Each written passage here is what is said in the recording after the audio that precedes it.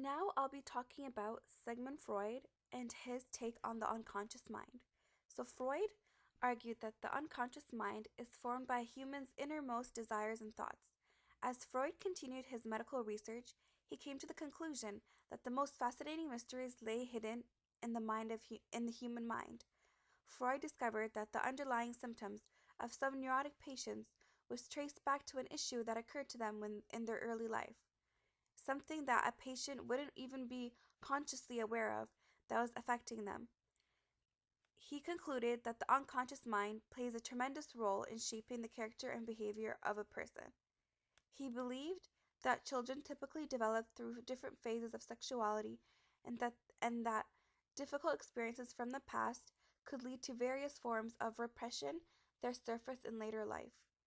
Some of this repression may set the foundation for all kinds of defense mechanisms that displace and redirect these unconscious strivings so that they appear in other less threatening and more controlled forms. Some of these defense mechanisms would be denial, projection, sublimation, and splitting. Freud discovered that we have many hidden desires which are not accepted by our conscious mind. He could detect the existence of a subconscious mind in the human psyche, which works based on our sexual instincts and is affected by our existential traumas. After learning about Freud's interpretation of the unconscious, it brings an interesting aspect to the kind of behavior found in some corporations. It suggests a new kind of theory, which is organizations are not only shaped by their environment, but they're also shaped by their unconscious, either unconsciously affected by their members or the unconscious forces that are shaping the society where that organization exists.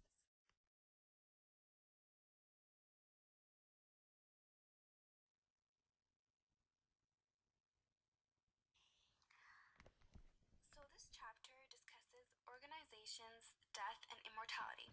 This chapter discusses Ernest Becker's thoughts on life and how humans spend so much of their time attempting to deny the reality of death and how death is actually right around the corner. He reinterprets Sigmund Freud's theory of repressed sexuality and linking it to a childhood fear which is associated with birth and development of sexuality, with fears relating to our own vulnerability and mortality. Becker states that the artifacts of culture can be understood as a way of a defense mechanism that helps us create an illusion that we are stronger and more powerful than we actually are, that we can defeat death, or that we can build organizations that can be immortal, and even though we die, the organizations that we built or we were a part of will live on. The idea of immortality and death relates to organizations in a sense. The organizations are, again, immortal. When you create an organization, we are actually really attempting to manage or organize ourselves. We are living through that organization. In much of science and in everyday life, we manage our world by simplifying it. And making it simple, we make it amendable to control. We start creating a myth that we are actually in control of our lives and start to trick ourselves to thinking we are more powerful than we actually are. And that is what Ernest Becker feels.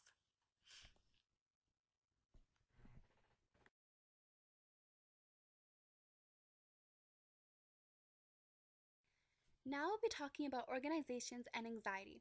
So, the Clinton School has placed a great emphasis on the role of the mother and on relationships between a child and its mother, and child in its mother's breast, and identifying links between the conscious and the unconscious. Clinton's work brings a bias to Sigmund Freud's research, saying that mothers are actually more important of a role to a child than the father, like Freud suggested. In Clinton's views, a child learns how to cope with anxiety with the occurrence to the mother's breast or surrogate's breast, which becomes identified with good and bad experiences, resulting in severance between feelings of love and hate. Objects are initially comprehended in the infant's mind by their functions and are termed part objects. The breast that feeds the hungry infant is the good breast, while hungry infants that finds no breast is in relation to the bad breast. With a good enough facilitating environment, part objects' functions eventually transform into a comprehension of whole objects. This corresponds with the ability to tolerate ambiguity, to see that both the good and the bad breast are a part of the same mother figure. Clinton believes that the formation of the ego begins in the early stages of a child's life, with their experiences with the good and the bad breast. Clinton takes on the analysis of objects' relations to a person. A person opens our minds to the adult experiences that causes them to defend themselves from anxiety, which is originally formed, like I mentioned, in the early stages of a person's life. From this perspective, it makes it easier to understand the structure and process and even the environment of an organization in terms of the unconscious mind and the defense mechanisms displayed by its members to cope with individual and collective anxiety.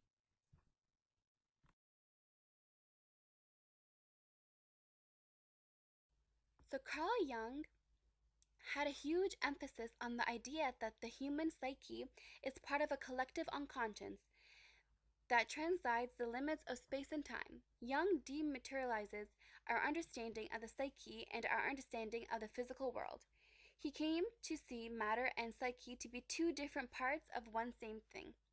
One of the most important emphasis that Jung places is the role of archetypes.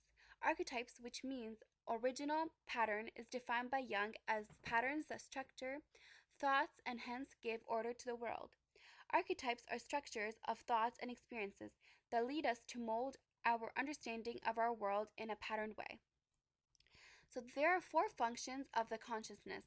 The functions of the consciousness refers to the different ways in which the conscious mind can apprehend reality. According to Jung, these are sensation, intuition, thinking, and feeling. Jung arranges these four functions into two pairs of opposites. Firstly, there are the two persevering ones, functions of sensation and intuition. Secondly, there are two judging or rational functions of thinking and feeling. Jung believes that whichever function dominates consciousness, i.e., thinking, its opposite is feeling, will be repressed and therefore will tend to characterize unconscious functions. In addition to the dominant function, people will generally have secondary functions. This will be one of the functions from the other pair. For example, if thinking is dominant, the secondary function may be sensation or intuition, but not feeling. It is often useful to refer to both the dominant and secondary functions and to describe someone's function type as, for example, sensory thinking or intuitive feeling.